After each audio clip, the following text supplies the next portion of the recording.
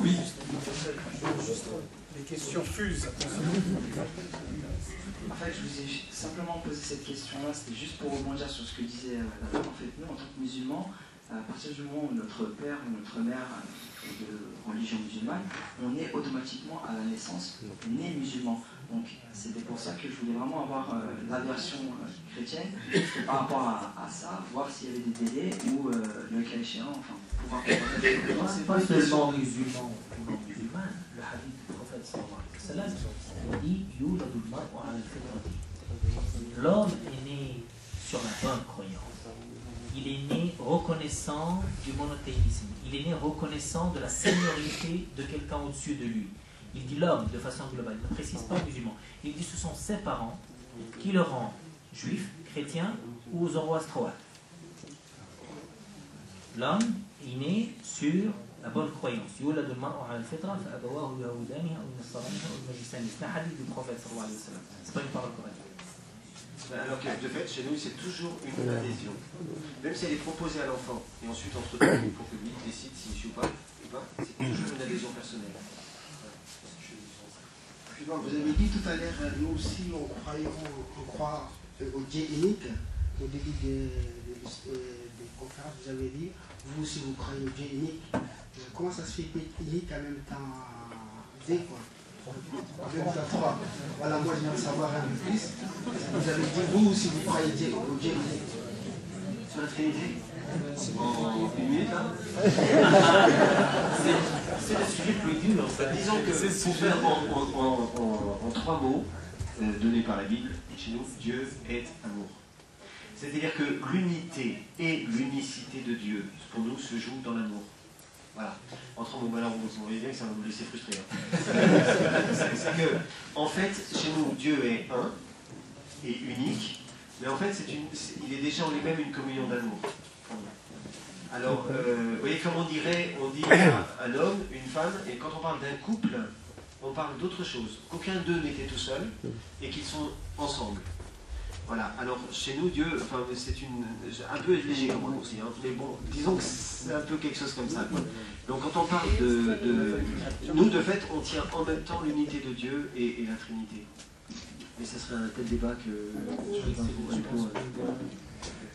pas. D'autres questions? Ça sera bien sur le sujet. Moi j'ai juste une petite remarque. L'eau pour le baptême, ça me fait penser aux ablutions. Est-ce qu'il y a un rapprochement? Oui, parce que en fait, c'est une traversée de la mer.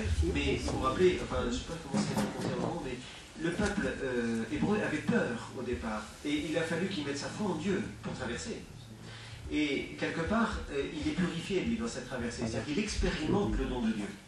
Eh bien, dans le baptême, il y a quelque chose comme ça. Il y a quelque chose de l'ordre de la purification. Effectivement, Dieu qui nous dit, oui, c'est sur ma miséricorde que tu dois compter. La conversion n'est pas entièrement dans tes forces à toi. Moi, je te laverai, je te transformerai, je mettrai en toi, on dit, un cœur de chair à la place de ton cœur de pierre, et je verserai sur toi une eau pure et tu seras purifié. Mais quelque part, c'est vrai que la vraie pureté, on peut la recevoir que de Dieu. Mais en même temps, on se rend disponible au don de Dieu. Je dirais que les ablutions, il y a un peu quelque chose comme ça. On se purifie par les ablutions, mais il ne faut pas rigoler, c'est Dieu qui nous purifie. Il y a quelque part, ça nous dépasse. Ce qui s'accomplit dans ce geste de foi et de confiance en Dieu, c'est encore un geste de remise dans les mains de Dieu. Parce que la vraie pureté vient de lui. Ce n'est pas qu'une question d'eau ou de sable.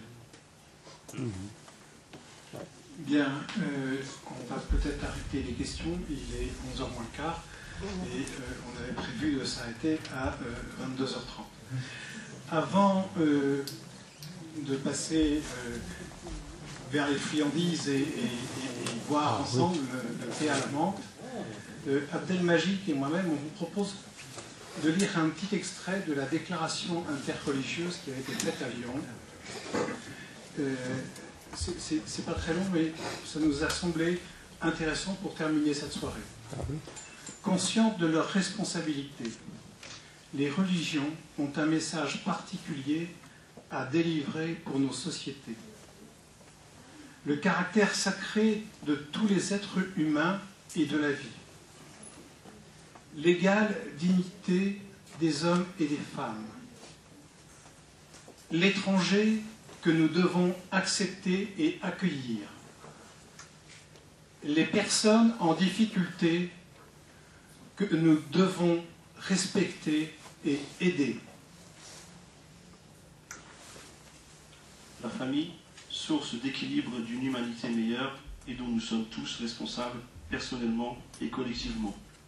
Et enfin la création, qui ne doit être ni négligée, ni vénérée, mais continuée et développée par des hommes responsables de ce don qui leur a été confié. Merci à tous.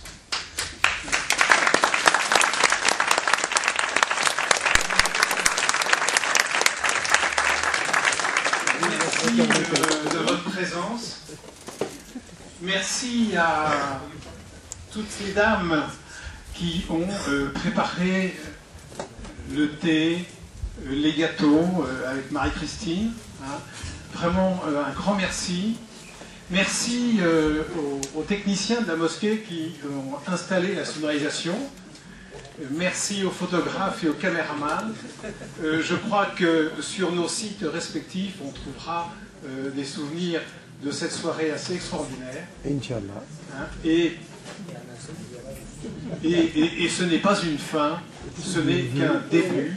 Et nous espérons pouvoir de nouveau nous rencontrer, nous écouter, comme on a pu le faire ce soir, dans le respect et vraiment dans l'amitié. Merci beaucoup.